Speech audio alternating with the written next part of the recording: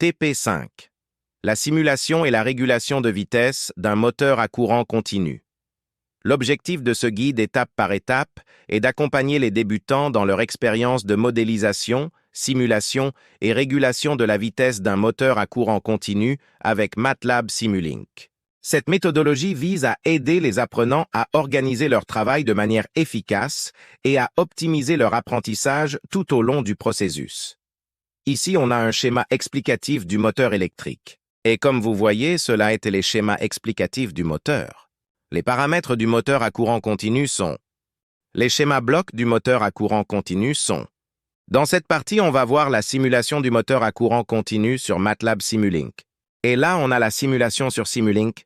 En somme, ce TP a été une expérience enrichissante qui a renforcé notre compréhension du fonctionnement des moteurs à courant continu et de leur contrôle, tout en nous donnant un aperçu concret du monde de l'ingénierie électrique. TP6. Test.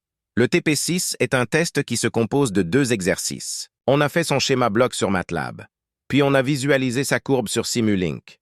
On passe au deuxième exercice. Le deuxième exercice est un schéma de deuxième ordre. Ici, on a son schéma bloc. Comme vous voyez, celle-là est la courbe du système et le dépassement. En conclusion, pour un système du premier ordre, le temps de stabilisation est proportionnel au temps de montée, tandis que pour un système du second ordre, le dépassement diminue et le temps de stabilisation s'améliore avec une diminution du coefficient d'amortissement zeta. TP7 est un TP qui se compose aussi de 2 exercices. Commençant alors par la partie théorique, on a calculé le dépassement, la pseudo-période, le temps de réponse 5% dans les 5 cas.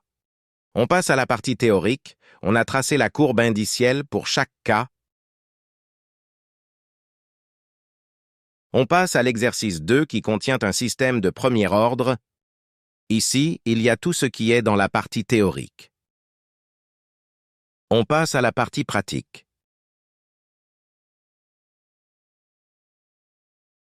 Cette connaissance est cruciale pour concevoir et ajuster les systèmes en fonction des besoins de rapidité et de stabilité.